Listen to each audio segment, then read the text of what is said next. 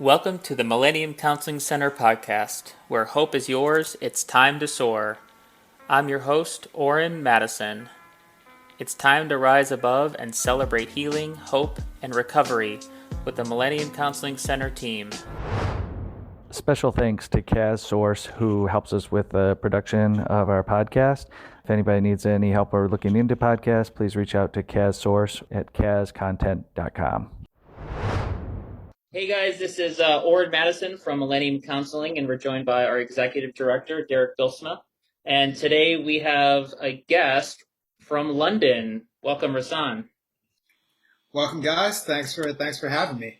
Yeah, so you guys know a little bit about Derek and I and our role here at Millennium, but Rahsaan, can you maybe share a little bit about who you are and kind of what you're about these days? Cool. Yeah. So, Rahsaan Nurullah, born on the south side of Chicago, went to school in New Hampshire, got a job in underwriting when I came out of school, and worked in New York, San Francisco, Chicago, and then got a little bit restless and moved over to London about 8 years ago. So I underwrite construction projects, do a lot of analysis, financial analysis, contract analysis, just everything. And that's, what pretty much that provides me the money to do my real passion, gallivanting, traveling, trying to see as many new places, different people, different foods as I can. So That's right. And how many countries are you up to now? I am at 65 right now. The pandemic put me on a little bit of a stop, and so I'm looking to get forward, gallivanting again. Very cool. It's amazing. Yeah. So I think we're really here because when you visited Chicago a couple weeks ago, we were just sitting in my backyard and catching up, and like a lot of our conversations, it kind of turned to more real, more like what's not what we're doing, but how we're doing. And we were kind of talking a little bit about just the pandemic and life, and kind of really honed in on the concept of pain, and how as humans we can struggle with kind of feeling pain and what we do with it. So, I know for me, as a therapist, I spend a lot of my day talking with people about the different kinds of pain they experience, and not just now, but in their past. So, just curious, Rahsaan, like, why was this conversation kind of important for you to be a part of, and how are you kind of thinking about, pain, maybe personally, but maybe more so how you see other people kind of navigating pain? Yeah, no, definitely. Yeah, it was interesting because I feel like I'd been having a lot of conversations about pain and trauma in the past few weeks, but it goes back months and months. It's probably been on my mind a lot. Just really thinking about how we don't have a language in society for talking about pain, talking about trauma. People don't feel comfortable talking about things that are bothering them, what makes them unhappy. And then I think there's a feeling of helplessness where whether it's fear driving that or just really, I can't change things. This is just how things are. And I'm going to feel this pain. I'm always going to feel this pain. And then unfortunately, we live in a society too, especially, we're in a very commercial society. And so people are quick to find things to maybe fill your pain gap, so to speak. So whether it's, alcohol, Netflix, Instagram, whatever it is, somebody's going to give you that kind of hit of dopamine. So you're not thinking about pain. You're just like, okay, I'm happy now. But then once that goes away, that pain is still there. And I think that was something that I've really been thinking about a lot, where, years past, I would have a job that I hated, would go there every day, upset when on the way to work, upset at work, upset when I got home from work, would deal with that upsetness however I was dealing with it, and then do that same routine for 2 weeks until I get paid, and then, buy some shoes, go on a trip, something, and then have that same pain cycle over and over again, versus looking at what was causing me the pain. Maybe it's the work, maybe it's the situation, and treating that instead of trying to like buy myself off, and not feel the symptoms anymore. And I just see that like all around me. I've been having a number of conversations with friends, and there's definitely a feeling of helplessness around it because people aren't used to talking about it. Yeah. So I'm just curious, Derek and I talked quite a bit at the beginning of the pandemic of how this may affect people's that are already seeking out mental health help or addiction recovery help, how they're already kind of gone over some of the barriers and hurdles of like keeping it in or not talking about it. They're seeking out stuff, but how, this extra added event of a pandemic, how that may kind of exacerbate the pain for people. So, what did you see, Derek, especially like early pandemic or even now? Yeah, I mean, I think that we kind of went through a couple waves. I think, in the early pandemic, I think people didn't really know how to handle it, know what to do, and then I think people adjusted to trying to go back to, kind of a normal way of living, which brought its own pain. I think people didn't know how to do that. They weren't used to being as social. They weren't used to interacting. They were used to having to travel to their office or, be in traffic or, all those things that we didn't experience that. And then I think now we're heading kind of back into that feeling. Everybody's concerned about COVID again and worried about, vaccinations and masks and shutdowns and things. And I think that you see some of that, some of that kind of pain coming back and that worry and that fear. The way I kind of looked at it along the way is, I think a lot in numbers, like 1 to 10. Like, if I ask myself today, what is life, from a 1 to 10, 10 is I've got the greatest life of anybody on the planet, and 1 is I've got the worst. I think that this whole last 18 months, 20 months has been kind of a 20 to 30% discount on what all of us experience as life. And the challenge is, what I kind of always look at is that, there's certain times in life when you need to thrive, and there's other times in life when you need to survive. And I think if you understand the difference, you can work the same level. You can put the same amount of effort in, and sometimes you're just surviving, and other times you're thriving. And so that's kind of what I saw. I don't know. How about you? Yeah, I mean, being in the role of therapist for so long now, like I just am so used to taking care of other people's pain, that early on in the pandemic, I realized that I was experiencing my own pain, and that was maybe been going on before the pandemic, but it wasn't only until kind of month 4 or 5 of the pandemic that I realized like I too am one of all of us going through not just the pandemic, but just the human experience, right? Stress, and the other kind of factors that can bring up pain. And so, I saw a lot of my clients struggling, with navigating pandemic stuff, mostly around their relationships with other people and how to be different than others, and how to kind of feel like, accused or judged for how they were doing it versus other people. And then there became a huge spotlight on how I was doing. And I really felt like I needed to do more self-care than I maybe had acknowledged or had been prepared for. So, Was there any specific event or, driver where you had that, hey, I think I may need to look after myself a little bit more than I had? So yeah, so for me, like whenever I go to like therapy or massage or anywhere, like my stress and tension is in my shoulders and neck. Okay. And like I feel like every day for like 10 straight days, like I was, massaging my shoulders or taking ibuprofen or whatever it was, and I'm like, this is happening way too much. And that's kind of when I realized like I needed to kind of just sit down and not ignore it anymore. Mm-hmm.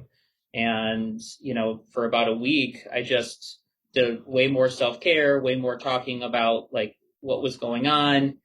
And that's when I was able to really get the actual relief rather than, ibuprofen The mask. And having a ball roller on my neck, like that was just symptomology. That was just, making it go away for the moment, right? What really helped make it go away, reduce it dramatically, was acknowledging it, being okay with it, that it was okay that I was feeling that way, and to find other solutions. So, yeah, I think that was one of kind of my favorite sayings from last year that I think got into the larger ethos was, it's okay to not be okay. Mm-hmm. I love that statement got out there, because I think so many of us, you mask up, just, you hide your emotions, you hide what you're dealing with, your friends, your family, and it's tough to be vulnerable. It takes a lot of courage to talk about things that are troubling you, or to say things that may be unpopular within your smaller group, because it's dealing with, deep or more sensitive issues, and not everybody has a platform to do that. So just even having terminology come into kind of the mainstream, where it's like, hey, I don't have to be on this happy-go-lucky, everything's great. I can say, you know what, I'm not having a good time today, and that's okay.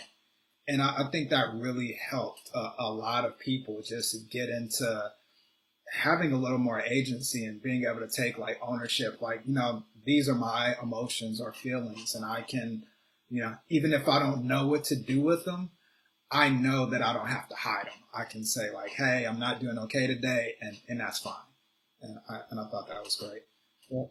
Yeah, I think one of the benefits that we're going to see out of the last couple of years is I think that, discussing struggles, discussing mental health, talking about these things has become it's been a bigger talking point. More people are talking about it. And I do think that in the long run, it's going to make it easier for people to address these things and talk about these things, because all of a sudden, you don't have a much bigger percentage of society now was dealing with things than may have been true before, or at least it was just now exposed, right? That people, people who may not have been lonely or bored in the past now are being lonely and bored, or they're having anxiety that they didn't have anxiety in the past, or depression, or, a sense of loss. And so I think what this has done is I really think or will do, I guess, is I think it's opened up the acceptance of the fact that this exists in all of us, and also the willingness for people to realize that this isn't unique to those people who suffer from something. It's within all of us, and I think we've all been kind of forced to look at that and acknowledge that a little bit. And so my hope is that, as tough as it's been over the past year and a half, that this will open up the ability for people to really address these things and be able to live in a happier, more content place, because they can take care of these things. And to your point before, you mentioned alcohol, Netflix, and, ultimately those things, they're just pressing pause on the pain button, right? It's not a solution. Those aren't solving the pain. They're just delaying the pain till later. And then you still have the same amount of pain to get out, and you need to take care of, and needs to be treated. And so, I think that's one of the things that we all kind of, have misunderstood over time, is thinking that any of these things are solutions, and they're not solutions. They're just kind of kicking the can down the road and still having to deal with that pain. And I think for me, I'd rather kind of get all the pain out and then move on with my life than slow roll it and feel the same amount of pain over the course of 2 years. I'd rather just put it out there, deal with it, get it taken care of, and not have to have it be a lingering thing. And I hope that other people are able to see that and see the value in that. Yeah, and there's a lot of power in that practice that I don't think people really appreciate. If you're unhappy at work, or you're unhappy in your relationship, or life in general, when you have those thoughts of unhappiness, you feel that energy when you have that thought. You feel down, you feel stressed, you feel whatever. And every time you have those thoughts, it comes back. And if it's something in your life that's material, you may have that thought 5, 10, 20, 100 times a day. And that's just in your system, versus, it's not always the greatest thing, because it's not nice. It's not nice to deal with those things that have been tormenting you or that are stressing you. But if you're able to work through them, you're not having that thought 5 times a day, 10 times a day, 100 times a day. It's something that you've processed and hopefully have come to terms with. And you don't want to say it goes away, because it may always be there, but you can be at peace with it. So it's not constantly badgering you. And people really underestimate how much just power and happiness can come from that, from like dealing with those difficult issues. So the two things that are kind of most on my mind so far in this conversation is one, that kind of acknowledging pain is like a weakness, right? And that's that in itself is just like a massive undertaking, right? That to kind of realize, just to say any kind of struggle, right? Like, my knee is hurt, my tooth is hurt, I have to go see a dentist, right? But then to pivot to more of that emotional pain, like I'm sad or lonely or mad or something, right? That's even a bigger kind of thing to get over, right? Because of its association with, there's something wrong with me, or I don't want people to know this about me because, for whatever they make up in their minds. And then the other thing is just the way in which you look around and see all the ways that subconsciously and on autopilot, we're all coping with pain, on various degrees and various levels. On the most extreme, you have people that are medicating on, fentanyl, and opioids, but all the way through caffeine or sugar or TV or social media. So I think for me, one of the things that really intrigued me when we were talking, Rahsaan, was just like let's stop labeling kind of the good ones and the bad ones, and let's just start thinking more about how can we just all be a little bit more aware that pain is okay, pain is natural and normal, and when we can kind of just see it for what it is, that we can kind of actually move through it and get on the other side of it by just seeing it for what it is. Yeah, and I think that's important, because it's some of the pain is very big, that to deal with, and then others are not so big. But I think one of the key elements is that you have to take time to address it, reflect, and work through it. And if you think about how our society has been set up, it's, how much can I get done? How quick can I do stuff? I have, I'm here, I'm there, I'm everywhere. And the pandemic has forced everyone to slow down. Yep. And it, to varying degrees, but it's kind of forced everyone to slow down to some extent. And that's that kind of first step, is just to have the time and to take the time to reflect and realize if there are things in your life that are, causing you pain. What are they? Why is it causing you pain?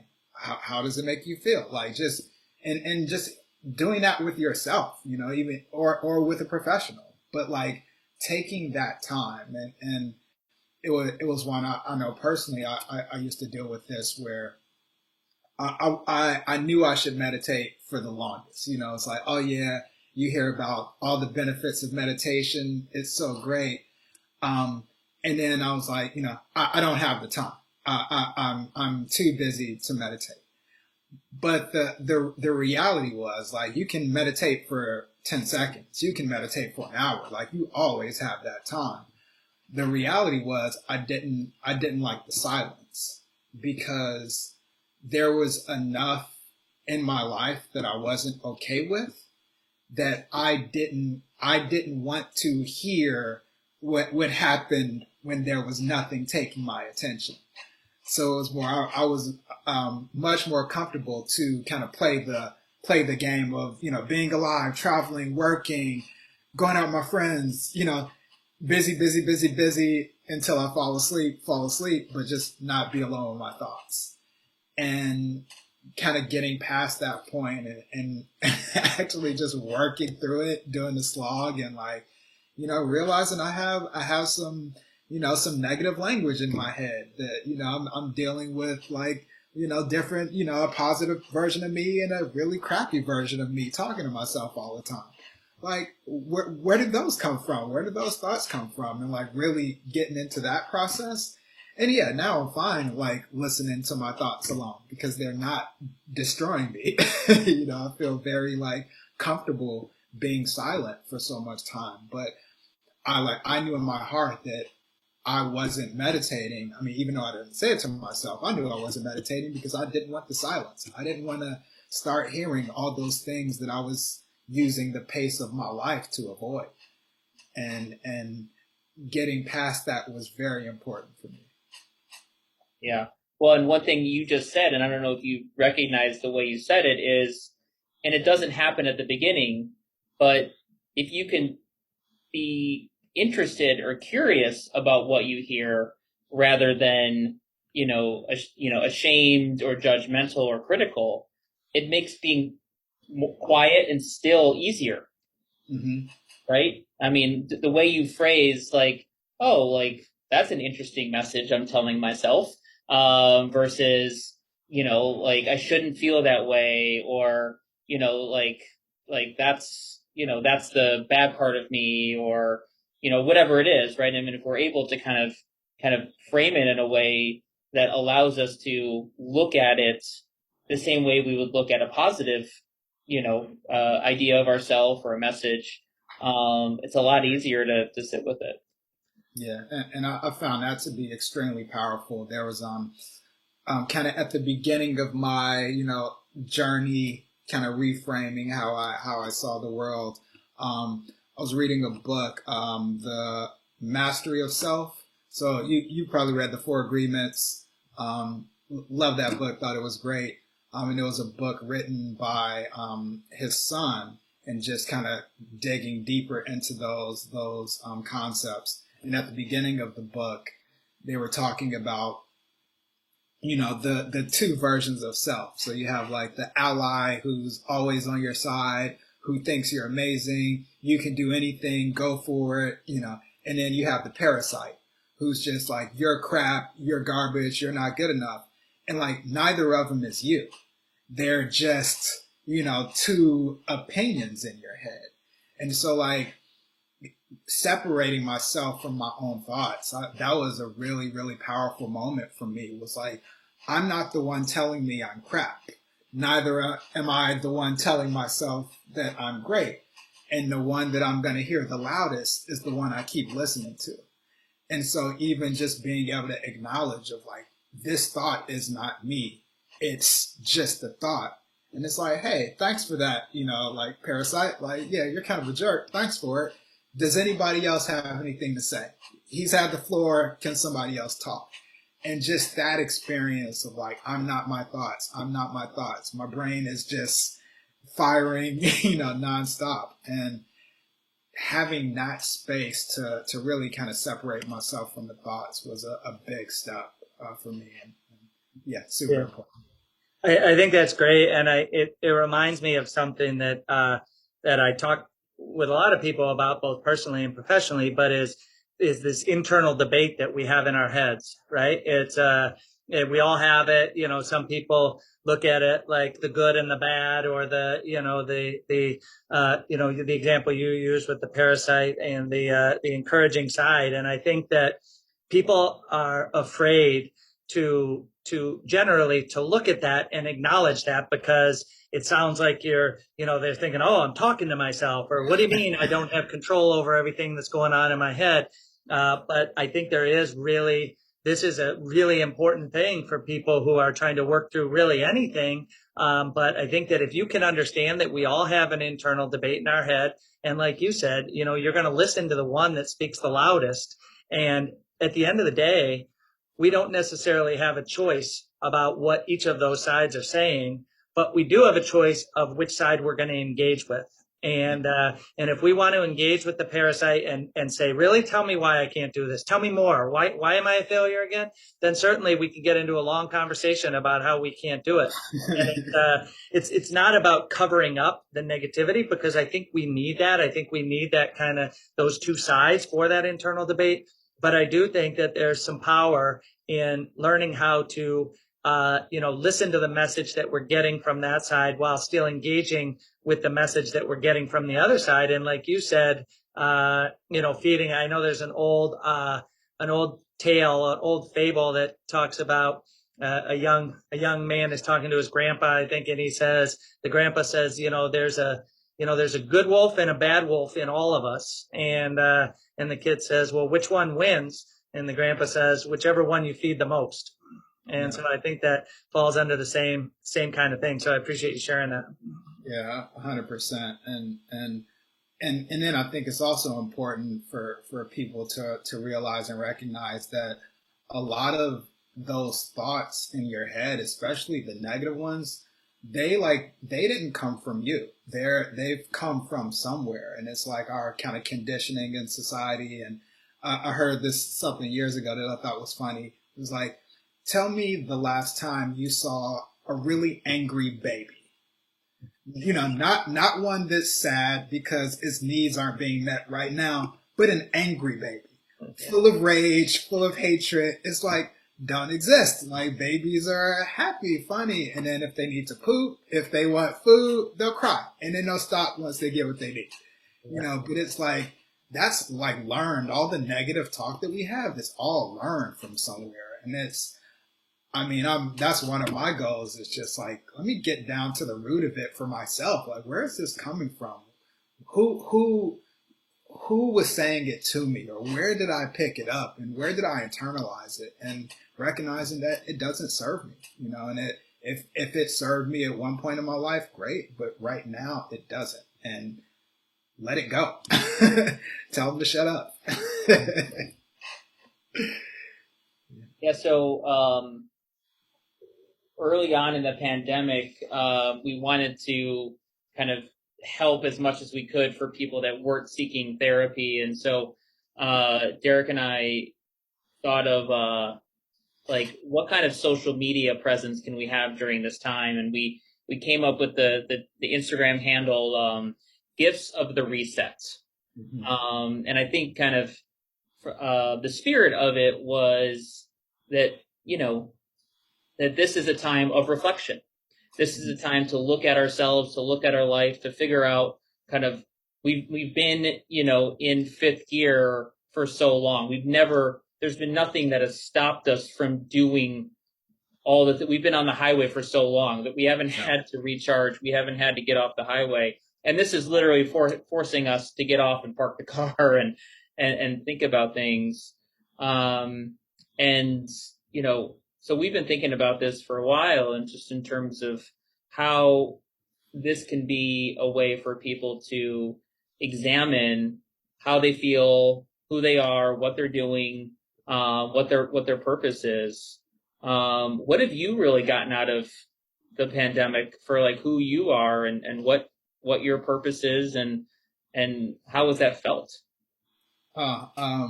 Yeah, super interesting. I'm one of I fall in the side of like, I'm team pandemic, aside from the loss of life and, the tragedies that have occurred. This time has just been invaluable. I mean, at first, from an academic standpoint, I really appreciated that, in at least in my lifetime, and probably most people's lifetimes on Earth, this is the first time that everybody on Earth was experiencing the exact same thing. Like, nobody's special. Like, we're all dealing with adversity that we all have to overcome. And most people haven't been alive. The last time was World War II, maybe, but that wasn't even everybody on Earth. That was certain countries. Not everybody was dealing with World War II. So this is probably, the last pandemic, 1918, when collectively we were all dealing with the same thing. So what have I learned for it or taken away? I would say the first thing was traveling. So I love to travel. Like love to travel.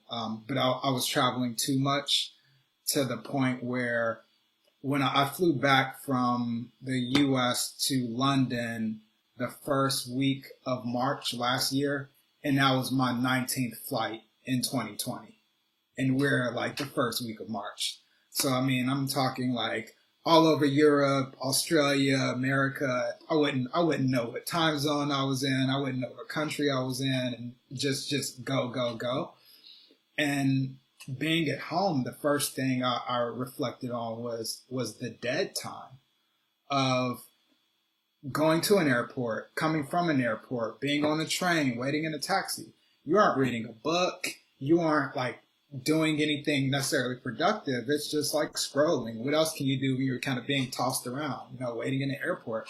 Probably 25% of my life was dead time, just being in transit to somewhere else. And being at home nonstop, I really reflected on kind of, okay, well, what do I like to do? Now I have all this time on my hands. The work day is 8-10 hours, and there's really a lot more hours in a day. What do I like to do? So just kind of focusing on, started drawing a lot again, started playing records again, which was good.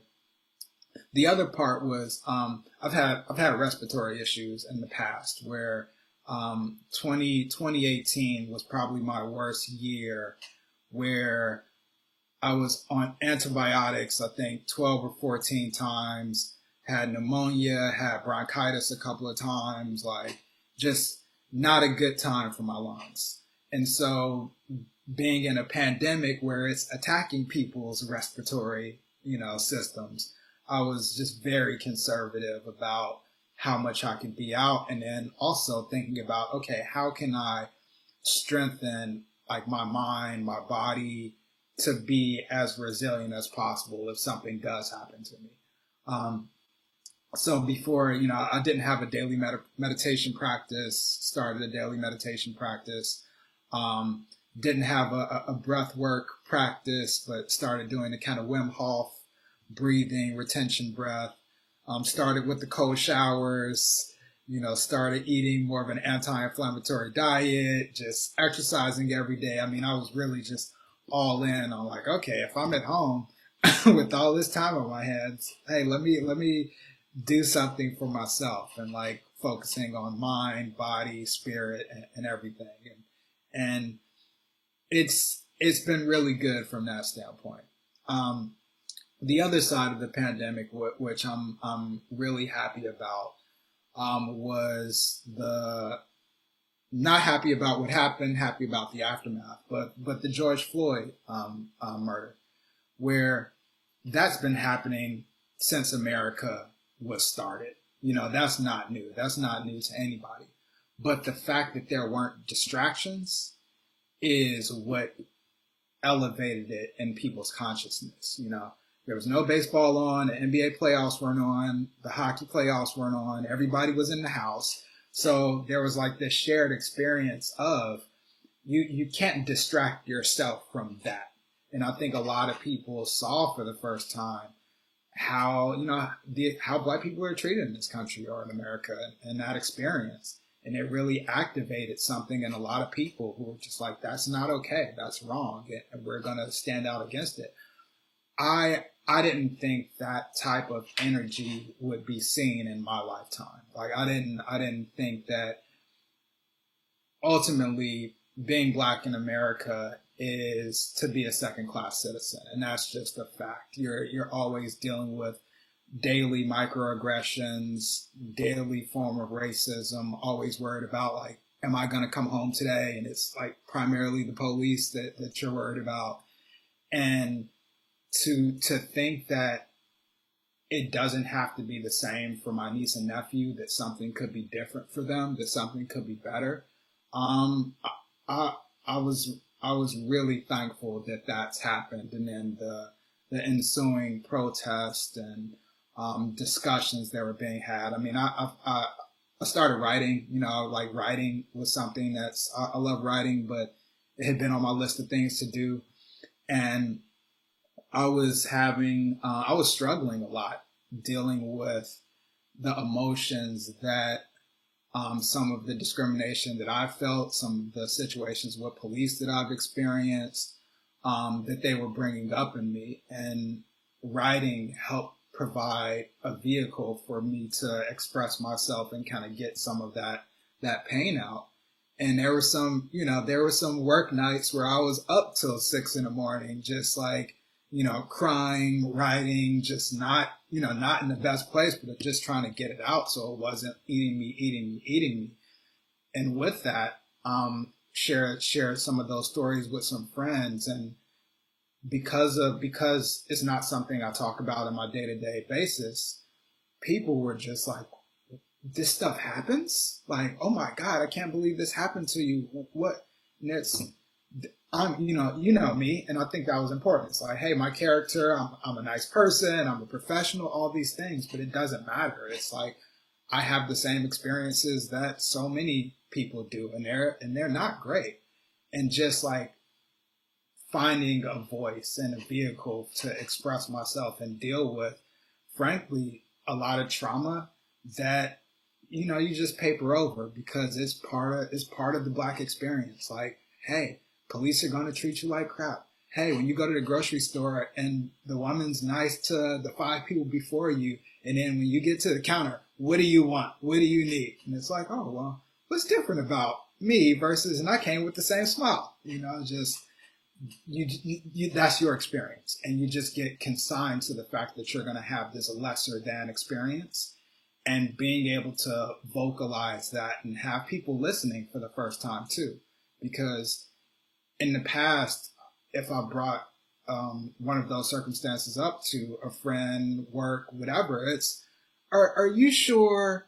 What did you do? Or maybe you misunderstood. There's always some form of that in a response. There's never, wow, I can't believe that happened. I'm listening for you. I'm here for you. Do you need space to talk about that?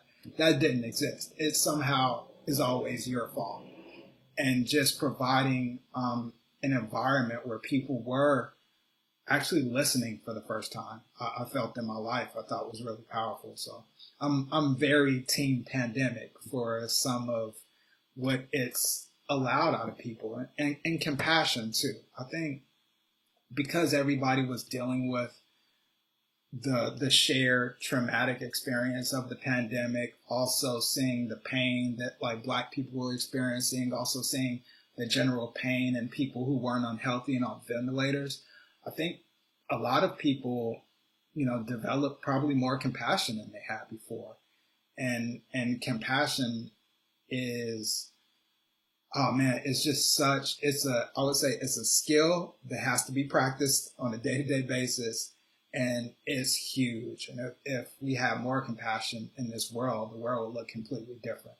And I think some of the events of last year sparked some of that energy in people that was dormant. I wouldn't say it wasn't there because everybody has the capacity, but it just wasn't at the forefront. And so I think just the events of last year brought a lot of things out that needed to be brought out. So. Yeah, well said. And I appreciate you sharing that. And, I think that all of these experiences, like you said, I think have forced us to look at things, to really look at things and to acknowledge things and like you said, I think what you said about compassion was great, because I think that that's something that, people as a society, people feel like we've lost that a little bit. We've lost the ability to, kind of put yourself in somebody else's shoes or understand somebody else's experience or, be able to, I think particularly, as things become more politically divided and people people want to make sure their opinion is heard, the thing that goes away is that ability to, kind of understand, that your experience may be different than somebody else's. And, if somebody's going to be willing and open to talk about it and share it with you, then that's important because it's hard for them to do. It's hard to have that conversation. And like you said, I'm glad to hear that the writing was helpful and, being able to feel like you could express that